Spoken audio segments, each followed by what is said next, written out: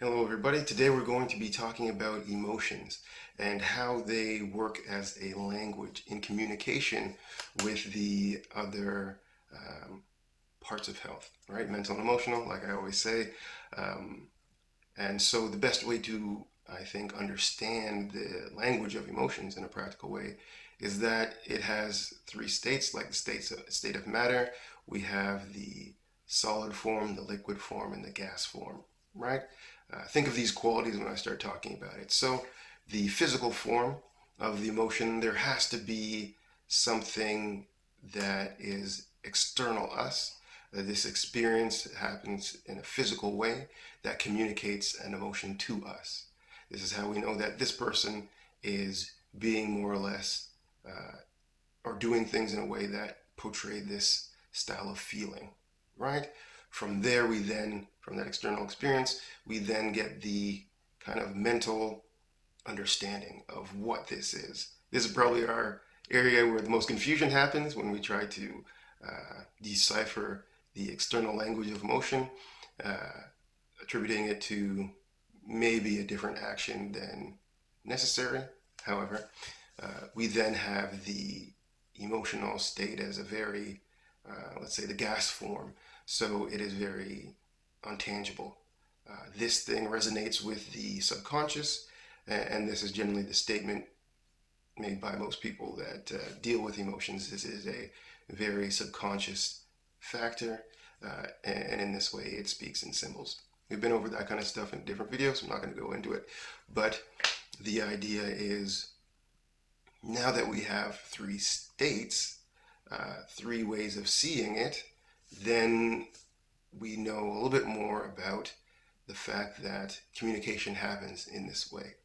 So when it comes to physical health, it has a physical form, a mental form, an emotional form. When it comes to mental health, it has a physical form, a mental form, an emotional form, and so on. And this is how they interact with each other, like one, so the other. This just changes in the way of its state, its presentation.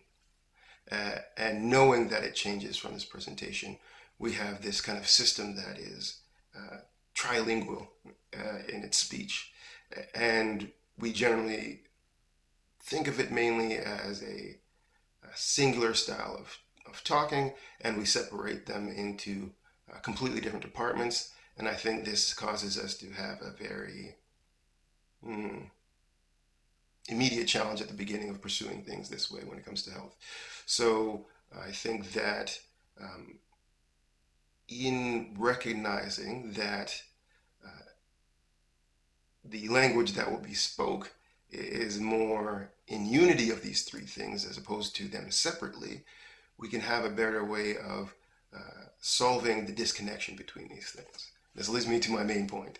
My main point being that we often will say something like, this person doesn't love me, right? Me being the person that is not doing or that is trying to receive the love from this other person, I will tell them that, you know what, they just don't love me. And I can tell because of these reasons. Uh, Coincidentally, we can also state this, the fact that I might be blocking out the emotion of love. Therefore, this person who is loving me tremendously, there's no reception between us. So they might be doing all the acts and thoughts and let's say, emotional feeling towards me, which I block out. And then I only see in its smallest expression. This expression is going to be gift like. These are going to be more maybe just words of, let's say, emotion or romantic ideas of emotion, but not the full circle of what this is. Uh, Essentially, because I'm the person blocking it out, it's going to be very hard for me ever to receive it. But if I take the time to, let's say, open up my, um, let's say, receptors of emotion, then I'll be better able to receive what this person is trying to communicate to me. They might love me truly, and me only having this block on my emotions can only receive a small amount of love. In fact, that might be where I am most vulnerable. It might be a thing where I have my most defenses around because at one point, let's say, love was lost to me from a negative experience, and I'm trying to find my way back. Um, in this way, knowing that somebody can actually defensively kind of block out the emotions, which we know very well. There's many incidents where people suppress emotion, and therefore they have a hard time communicating with emotion, and therefore must have a hard time with health. Right? Essentially, the emotional area is going to be our area that is the least used, most suppressed, and hardest to decipher because we have the least amount of experience with it. I think that we need a better model for that.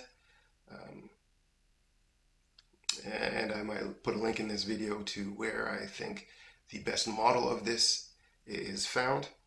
We shall see. But we want one that's more growth oriented. So now that we've had an emotional experience, how do we process this? The end isn't that we had the emotion itself. I think that there's more to it. There's more of a conversation happening. So now that I have, let's say, received an emotion or felt an emotion, what do I do with it? Is it only there for its expression? I think not. I think that generally the emotions are there to signal a way for us to find ourselves in some respect. If I have lost the ability to love, the lack of love makes me seek love. However, the way that I'm mentally solving for this is the visual expression of what I think love should be like. And if I watch enough romantic comedies or romantic films, then I might say it is love must be then the person strongly pursuing the other or doing all these thoughtful gestures of bringing flowers, chocolates, of picking the person up from work, and these kind of things. In this way, we overly mentalize the experience of love, and then we add some pieces to it and we take it out of context. Because we are so now detached from the physical experiencing of it, and we have this very mental state, we don't have the full translation from external to internal to more of that untangible subconscious thing, which really allows us to know that this is it. This is what love is. This is the idea. Um, and this seems to be the challenge of communication. So I think very much that we have to be aware of these things happening, and that we need to kind of build a more suitable model for human growth when it comes to the mental, physical, and emotional health languages. Thank you very much.